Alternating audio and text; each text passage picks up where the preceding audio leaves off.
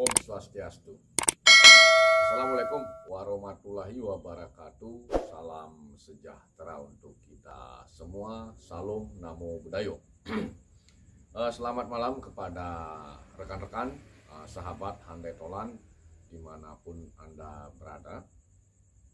Pada malam hari ini kembali saya menyapa Handai Tolan semua dari Bali pada tanggal 16 kalau tidak salah, pada tanggal 16 April 2022 ini kembali saya mengisi konten podcast dan YouTube saya ini. Pada malam hari ini saya ingin berbicara tentang isu-isu yang berkembang beberapa hari belakangan ini di tempat kita di negeri ini. Salah satunya tentang demo mahasiswa yang terjadi pada tanggal 11 April kemarin. Kemudian kembali lagi katanya mereka informasinya rencananya mereka akan melakukan demo kembali. Nah, ini tentunya berkaitan dengan aspirasi mereka yang tidak jauh berkaitan dengan kondisi ekonomi masyarakat di bawah. Berkaitan dengan seputar tuntutan mereka itu. Nah, kemudian yang paling menarik adalah mereka sebagai generasi X dan Z kalau tidak salah mereka generasi Z. Generasi milenial yang akan menjadi penerus bangsa ini. Jadi berkaitan dengan itulah mengapa saya pada malam hari ini ingin menyampaikan beberapa hal berkaitan dengan keberadaan mereka itu yang dikaitkan dengan isu beberapa hari atau beberapa waktu belakangan ini. Jadi berkaitan dengan demo ini, tentunya dia tidak terlepas dari kondisi sosial kita, kondisi ekonomi kita beberapa waktu belakangan ini. Kemudian hal itu, informasi-informasi ini tentu akan diperoleh atau banyak informasi berkaitan dengan keadaan kita ini di sosial media. Baik itu dari media mainstream maupun dari media-media online, sehingga kondisi semacam tahun-tahun yang mendekati tahun politik ini semakin mulai menghangat itu sebenarnya, sehingga hal yang mendasar sangat penting sekali bagaimana posisi mereka, para anak muda ini, pada generasi muda ini, para anak-anak milenial yang akan menjadi generasi penerus ini, berkaitan dengan apa yang mereka lakukan beberapa waktu belakangan ini.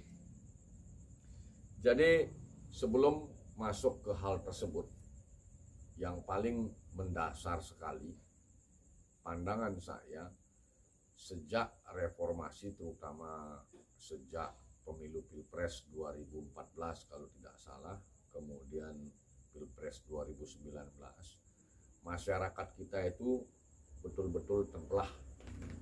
Jadi terbelah menjadi dua kelompok, kelompok yang kemarin mendukung Pak Jokowi dan kelompok yang tidak mendukung Pak Jokowi.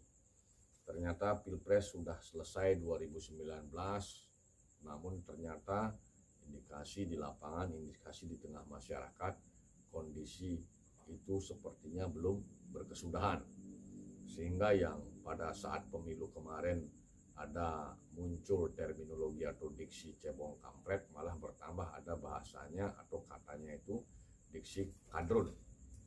Nah, ini menunjukkan bahwa pembelahan di tengah masyarakat itu masih terjadi, apalagi ketika kita membuka sosial media, saling olok, saling serang terjadi di sana. Nah, sebenarnya hal itulah yang membuat saya pribadi menjadi sangat gundah, sehingga tentunya harapannya hal itu bisa disudahi, karena pemilu sudah lewat 3 tahun.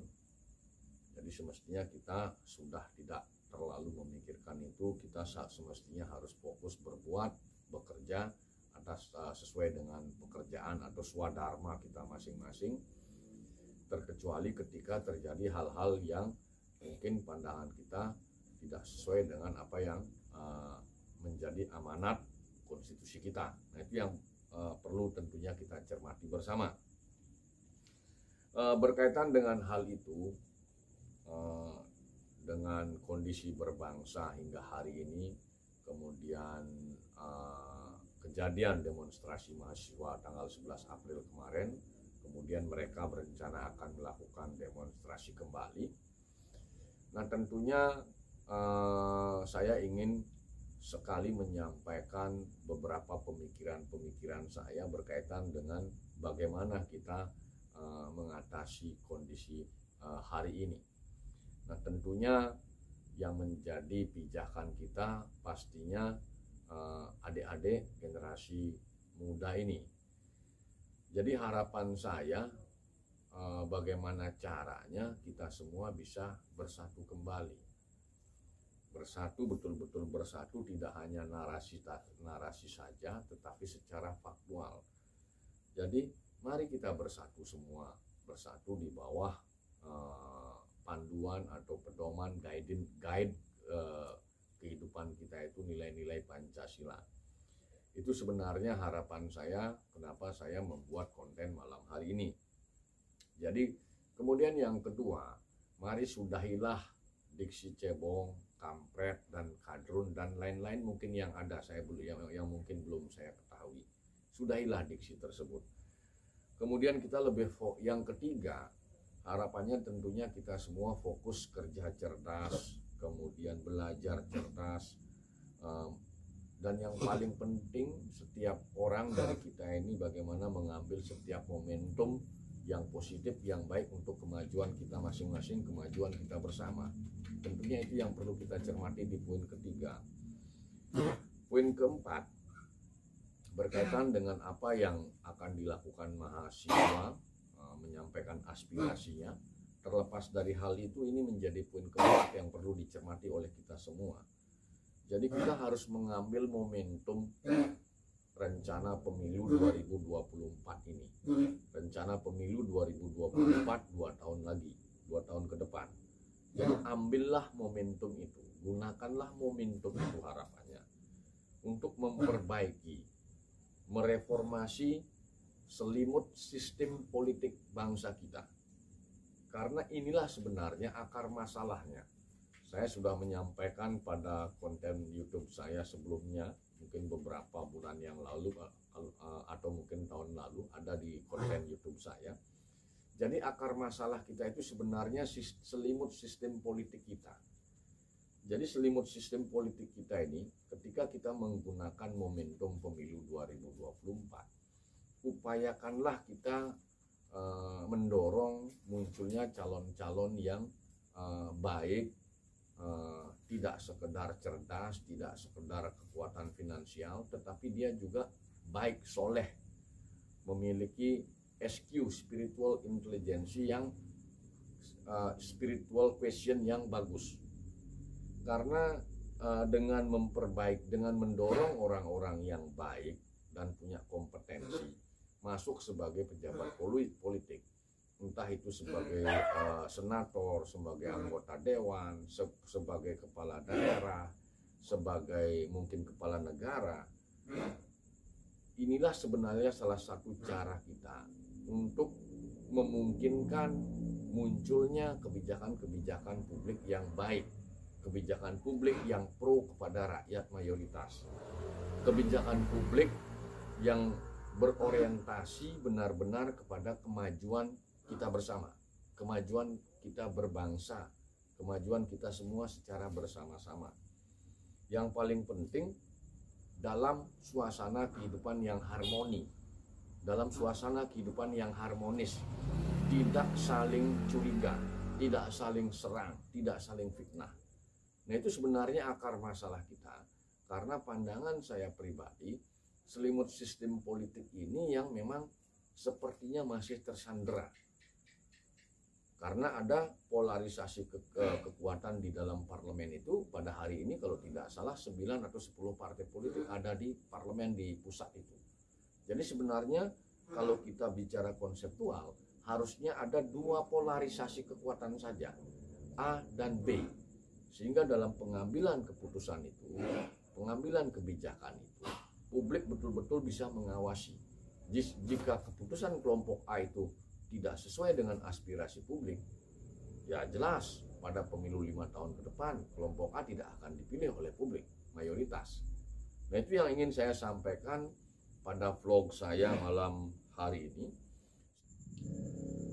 Kemudian satu hal yang perlu juga kita cermati bersama yang belum saya sampaikan, pembelahan yang terjadi pada saat Pilpres 2014 dan 2019 itu, sehingga memunculkan diksi cebong, kampret, dan kadrun itu mudah-mudahan betul-betul hilang segera. Itu yang tentunya kita harapkan. Kemudian yang tidak kalah pentingnya, terutama bagi generasi muda, anak-anak milenial, sosiologi politik kita di tanah air ini, antropologi politik kita sejak sebelum kita merdeka sampai dengan hari ini. Bahkan Bung Karno pernah mengatakan bahwasannya yang paling sulit itu sebenarnya, kalau Bung Karno mengatakan, kalau tidak salah bahasanya, jauh lebih mudah mengusir penjajah dibandingkan dengan bukan mengusir sebenarnya. Jadi Bung Karno bahasanya, saya ulangi lagi, penjajah itu lebih mudah dikenali dibandingkan dengan orang kita sendiri yang merusak negeri kita ini. Kalau tidak salah demikianlah bahasanya Bung Karno. Artinya apa? Artinya memang lebih berbahaya anak negeri sendiri jika anak negeri itu sendiri yang merusak bangsa dan negerinya sendiri. Nah, ini sebenarnya pesan yang pernah disampaikan oleh Bung Karno itu. Jadi lebih mudah kita mengusir penjajah dibandingkan mengetahui oknum anak negeri yang merusak bangsanya sendiri. Nah, itu salah satu hal yang pernah disampaikan oleh Bung Karno berkaitan dengan antropologi politik masyarakat kita. Artinya sebelum merdeka, kemudian pada masa pemerintahan Bung Karno, pada masa pemerintahan Pak Harto, Pak Habibie, Gus Dur, Bu Megawati, Pak SBY sampai Pak Jokowi, ya patut ditengarai ada oknum-oknum anak negeri ini yang semacam memancing di air keruh. Nah, ini yang perlu diwaspadai oleh anak-anak muda generasi milenial ini, sehingga tidak mudah terpancing. Nah, artinya tidak mudah terpancing. Kemudian hal apa yang perlu dicermati oleh kita semua, seperti buzzer atau influencer bayaran ini. Terus terang saja, oknum-oknum influencer bayaran yang kerap bahasa-bahasanya itu bikin orang kebakaran jenggot. Nah, tentunya langkah apa? Ya paling tidak harusnya kita tidak merespon apa-apa yang mereka buat, apa-apa yang mereka posting. Tentunya seperti itu harusnya. Kemudian berkaitan dengan sosiologi politik kita dan antropologi politik kita. Jadi sejarah mencatat ketika Orde Lama itu keran demokrasi dibuka oleh Bung Karno, partai politik banyak sekali. Kalau tidak salah pada pemilu 1955 puluhan partai politik ikut. Kemudian hari ini setelah reformasi, fenomena itu kembali muncul. Banyak partai-partai politik tumbuh. Nah, kemudian hal yang berbeda ketika Orde Baru. Orde Baru itu dibuat polarisasi 3 partai politik. Nah, sebenarnya kalau tidak salah saya mencermati, membaca referensi, Pak Harto itu hanya melanjutkan apa yang dikonsep dirumuskan oleh Orde sebelumnya. Kalau tidak salah saya membaca. Hanya karena mungkin kehabisan masa jabatan itu tidak bisa dilakukan oleh Orde lama. Polarisasi mengerucutkan jumlah-jumlah partai politik itu. Nah, namun demikian kita bisa mengecek catatan sejarahnya pada saat Bung Karno mengeluarkan dekret presiden itu sudah keadaannya memang ketika diberikan ruang demokrasi yang begitu luas, kita itu sulit sekali fokus untuk membangun. Energi kita habis untuk berseteru. Itu yang ingin saya katakan kepada adik-adik generasi muda. Sejarah antropologis politik kita mencatat hal seperti itu. Jadi pada masa sebelum Bung Karno mengeluarkan dekret, energi politik anak negeri ini habis untuk berseteru, berdebat, dan lain sebagainya. Nah, fenomena ini kembali muncul setelah keran reformasi itu dibuka, keran reformasi itu berjalan, era reformasi itu berjalan, keran demokrasi dibuka, tumbuhlah partai politik puluhan jumlahnya. Bahkan kalau tidak salah untuk rencana pemilu 2024 ke depan itu tidak kurang 75 partai politik. Nah, ini sepertinya saya menangkap sebuah siklus pengulangan. Dan siklus pengulangan ini termasuk di dalamnya energi kita habis untuk berseteru di beberapa tahun belakangan ini. Sehingga kita lupa terhadap tujuan kita berbangsa dan bernegara, tujuan kita membangun negeri ini. Energi kita habis untuk berseteru. Nah, itu yang perlu dicermati oleh kita semua, terutama adik-adik generasi milenial.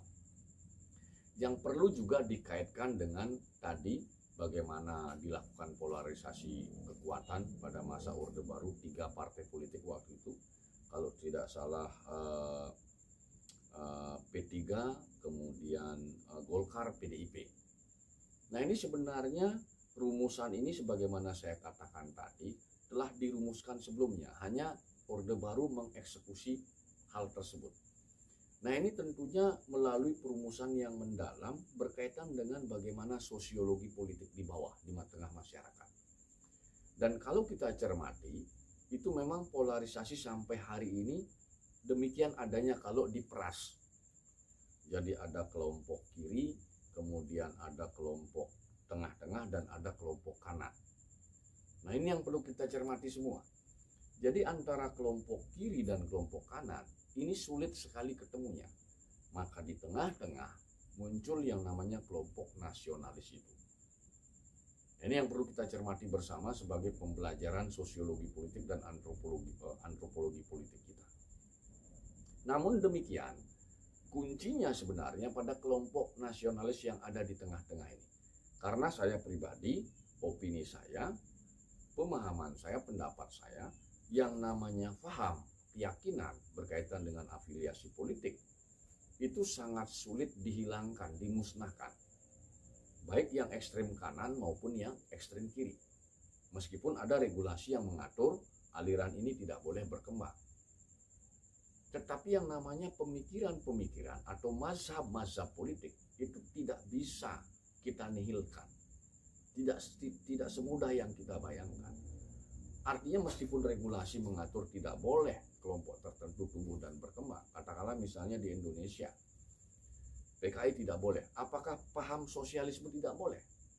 Kan paham sosialisme berbeda dengan Partai Komunis Indonesia. Partai Komunis Indonesia sudah ada pelarangan. Tetapi pemikiran-pemikiran, paham-paham, apakah bisa kita cek, pastikan secara detail? Itu tidak ada, sulit.